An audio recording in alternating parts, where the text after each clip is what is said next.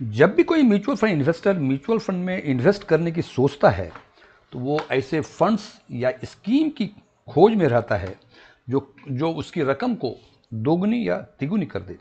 और इसी सोच को, इसी मुद्दे को ध्यान में रखते हुए हमने आपके लिए 5 ऐसे फंड्स या स्कीम को ढूंढ निकाला है जिसमें आपके फंड को पिछले 30 वर्षों में लाख को करोड़ में बदल दिया है। यानी सीधे साफ शब्दों में हम कह सकते हैं कि यदि आपने इन फंड्स में उनके एनएफओ या इंसेप्शन के टाइम में 1 लाख रुपए लगाई होती तो आज के दिन वो करोड़ की हो गई होती। और यदि हम यह मानकर चलें ये फंड्स आगे भी कम से कम इस परफॉर्मेंस को रिपीट करेगी तो अगले 30 वर्षों में आपको लखपति से करोड़पति बनने की पूरी संभावनाएं हैं।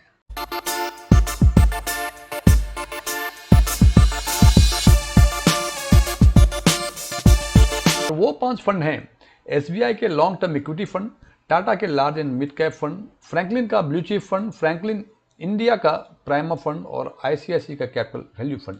यदि इन 5 फंड को देखें कि ये कितने पुराने हैं तो हम देखते हैं कि एसबीआई लॉन्ग टर्म 31 साल 1 महीना का पुराना है, टाटा एलएमसी 31 साल 2 महीने, फ्रैंकलिन ब्लू चिप 30 साल 5 महीने, फ्रैंकलिन प्राइमा भी 30 साल 5 महीने और एचडीएफसी कैपिटल वैल्यू 30 साल 2 महीने का है। और सेगमेंट वाइज यदि बातें करें तो एसबीआई लॉन्ग टर्म ईएलएसएस का फंड है, Tata LMC large and mid cap जैसे साउंड्स कर रहा है, Franklin blue chip large cap, Franklin prima mid cap और एचडीएफसी कैपिटल वैल्यू ये वैल्यू फंड है।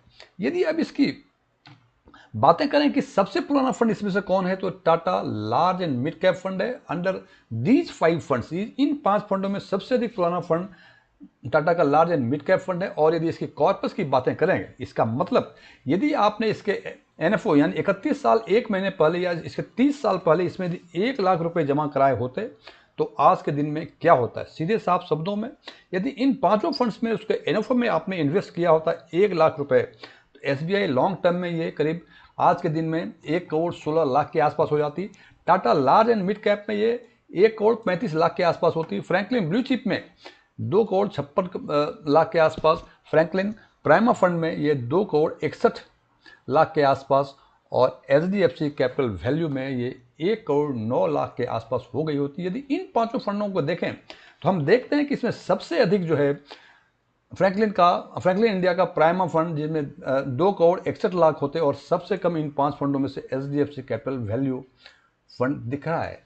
अब यदि केवल इसी फिगर्स को यदि हम देखें तो हमें लगता है कि हमें इसमें सबसे बेहतर फंड फ्रैंकलिन प्राइमा फंड है जो कि 30 साल 5 महीने पहले यदि 1 लाख रुपए जमा कराए होते तो आज के दिन में ये 2 करोड़ 61 लाख के आसपास हो जाती। और सबसे कम जो आप सबसे खराब नहीं कर सकते, इन 5 में जो सबसे कम कॉर्पस क्रिएट होता आज के दिन में वो एचडीएफसी कैपिटल वैल्यू फंड होता जो कि 1 करोड़ 9 लाख के आसपास होती है। लेकिन केवल इतने फिगर से हम ये एसेस नहीं कर सकते कि इन 5 फंडों में से कौन से फंड बेहतर है। यदि कुछ और फिगर्स देखें, फॉर एग्जांपल यदि पिछले 3 साल और 5 साल का यदि रिटर्न देखें इन 5 फंड्स का तो हम देखते हैं कि एसबीआई लॉन्ग टर्म का 3 इयर्स में 28.43, 5 इयर्स में 22.02%, टाटा एलएमसी का 20.22% 3 वर्षों में, अब 5 वर्षों में ये 18.81% है। फ्रैंकलिन इंडिया ब्लू चिप का 3 इयर्स में 13.79% और 5 इयर्स में 13.60% था। फ्रैंकलिन इंडिया प्राइमा फंड का 22.54% और 5 इयर्स में 19.64% और एचडीएफसी कैपिटल वैल्यू 22.58% और 5 इयर्स का 16.11% है।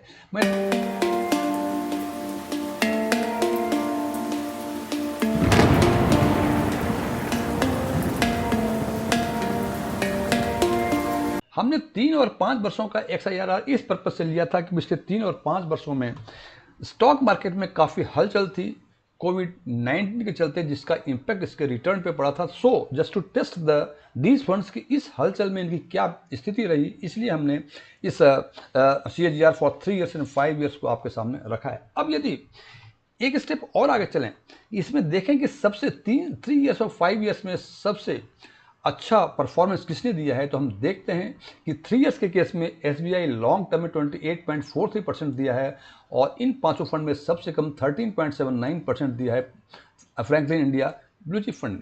अब देखें, अभी तक हम देख रहे थे कि सबसे अच्छा फंड फ्रैंकलिन प्राइमा फंड था जिसका कि पिछले 30 साल 5 महीनों में 2.61 करोड़ मीन्स 2,61,00,000 के आसपास 1 लाख रुपए ट्रांसफॉर्म हो गए थे 30 साल 5 महीने के बाद। लेकिन अब यदि केवल 3 ईयर्स और 5 ईयर्स की बातें करें तो हमें लगता है कि एसबीआई लॉन्ग टर्म 3 ईयर्स में काफ़ी बेहतर रिटर्न दिए हैं, और 5 सालों की बातें करें तो 5 वर्षों में भी देखते हैं कि एसबीआई लॉन्ग टर्म जो ईएलएसएस फंड है 22.02% का रिटर्न दिया है। तो अब केवल किसी फिगर्स को आइसोलेशन में देख के हम ये निर्णय नहीं ले सकते हैं कि ये फंड इन 5 फंड में से बेहतर है। हालांकि ये तो बिल्कुल सही है कि ये 5 फंड इंसेप्शन से, जब से इंसेप्शन हुआ है इन फंड्स का 31 साल 30 साल पहले, उन्होंने 1 लाख को कन्वर्ट कर दिया है 1 करोड़ से अधिक के फंड्स में। अब ये सारी बातें हो गई रिटर्न के पर्पज से, हमने केवल रिटर्न देखा, लेकिन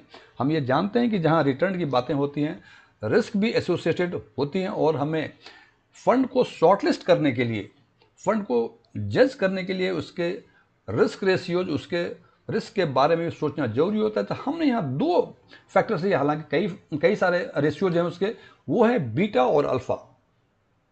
समान शब्दों में बीटा वोलाटिलिटी दिखाता है कि उस फंड वो फंड कितना वोलाटाइल है, और अल्फा बताता है जो उसके बेंचमार्क रिटर्न है उससे वो उसकी कैपेसिटी उसकी कितनी अधिक रिटर्न देने की है। फॉर एग्जांपल आप यदि लार्ज कैप फंड की करें तो जैसे फ्रैंकलिन ब्लू चिप यहाँ लार्ज कैप फंड है, यहाँ लिखा है अल्फा 6.55। इसका मतलब लार्ज कैप जो बेंचमार्क है इसका रिटर्न जो भी देने की क्षमता है, ये फंड उससे 6.55% अधिक रिटर्न देने की क्षमता रखता है। तो इन दोनों को यदि देखें हम एक साथ, सबसे पहले बीटा को देखते हैं।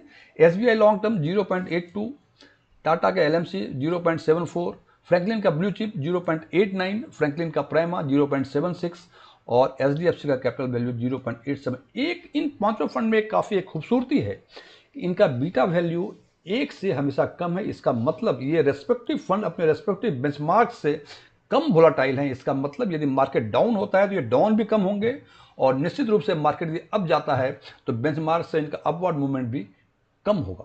और इन दोनों को, और यदि अल्फा की बातें करें तो एसबीआई लॉन्ग टर्म 31.07, टाटा के एलएमसी 13.73, फ्रैंकलिन का ब्लू चिप 6.55, फ्रैंकलिन का 26.51 और एचडीएफसी कैपिटल वैल्यू का 19.05। और यदि इसमें देखें सबसे अधिक और कम सबसे बेहतर, तो बीटा सबसे कम 0.74 है। सबसे कम वोलाटाइल जो है ये टाटा का large and mid cap fund है, और सबसे अधिक वोलाटाइल 0.89 जो कि फ्रैंकलिन इंडिया का ब्लू चिप फंड है, लार्ज कैप फंड है। और अब यदि अल्फा की बातें करें तो अल्फा में देखते हैं कि एसबीआई लॉन्ग टर्म में सबसे अधिक अल्फा 31.07। इसका मतलब ईएलएसएस बेंचमार्क का जो भी कैपेसिटी है रिटर्न देने की, उससे 31.07% ये फंड अधिक रिटर्न दे सकता है, जबकि सबसे कम हम देखते हैं कि फ्रैंकलिन का ब्लू चिप फंड है।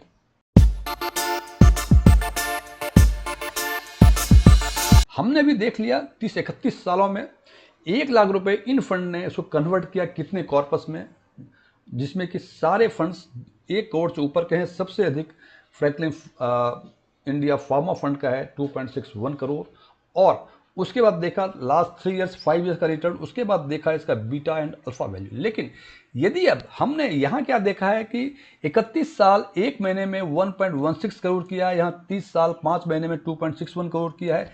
ये 1 लाख को इसमें ये कन्वर्ट किया 1 करोड़ के ऊपर के फंड में, इससे हमें बहुत स्पष्ट क्लैरिफिकेशन नहीं मिलता है कि इसमें से कौन सा फंड बेहतर है, कौन सा फंड उसके कंपैरिजन में थोड़ा कम बेहतर है। इसको यदि हम इंसेप्शन से यदि हम देखें इसका सीएजीआर का, तो हम देखते हैं कि एसबीआई लॉन्ग टर्म ने का इंसेप्शन से सीएजीआर 16.53% है, टाटा एलएमसी का 17.04% है, Franklin India blue chip fund का 19.31% है, फ्रैंकलिन इंडिया का फार्मा फंड 19.38% है, एचडीएफसी कैपिटल वैल्यू 16.85।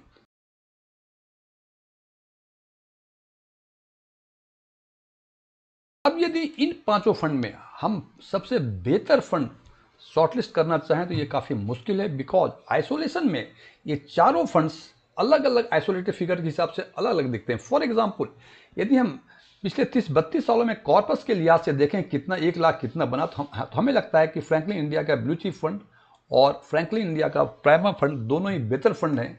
और सबसे खराब फंड मुझे लग रहा है इसमें दिखने में इन पांचों में से HDFC कैपिटल का वैल्यू फंड, जिन्होंने 30 साल 2 महीने में केवल 1 करोड़ 9 लाख रुपए बनाए हैं, जबकि वहीं फ्रैंकलिन इंडिया, ब्लू चिप और प्राइमा फंड दोनों ने 30 साल 5 महीनों में 2,56,000 और 2,61,000 के आसपास बनाया हुआ है। उसके बाद यदि 3 इयर्स और 5 इयर्स के साथ में ये देखें, मैंने जैसे पहले बताया हुआ था, ये दोनों पीरियड हमने इसलिए लिया है कि इन पीरियड्स में स्टॉक मार्केट में काफ़ी हलचल कोविड-19 के चलते हुआ था, तो इसका भी इम्पैक्ट स्टॉक मार्केट पे और म्यूचुअल फंड के रिटर्न्स पे आया था। तो उस पीरियड में देखते हैं कि SBI के लॉन्ग टर्म 3 इयर्स और 5 इयर्स में काफ़ी बेहतर परफॉर्म कर रहे हैं, जो कि LSS का फंड है। और Franklin India blue chip fund जो हमें कॉर्पस के लिहाज से बेहतर दिख रहे थे, यहाँ बहुत ही बेहतर नहीं दिख रहे हैं। अब उसके बाद यदि बीटा और अल्फा के हिसाब से यदि देखें, तो हमें लगता है कि SBI लॉन्ग टर्म काफ़ी बेहतर है अल्फा के लिहाज से, और बीटा के लिहाज से Tata large and mid cap ही बेहतर फंड है। और यदि उसके बाद पिछले 30-32 सालों के इंसेप्शन से लेकर आज तक का CAGR की यदि बातें करें, अगेन हमें यहाँ दिखता है कि फ्रैंकलिन इंडिया का ब्लू चिप फंड और फार्मा फंड काफ़ी बेहतर है। उसके बाद सेकेंड नंबर पे आते हैं टाटा का large and mid cap fund. So friends, ये तो निश्चित है कि ये पांचों फंड बेहतर फंड हैं।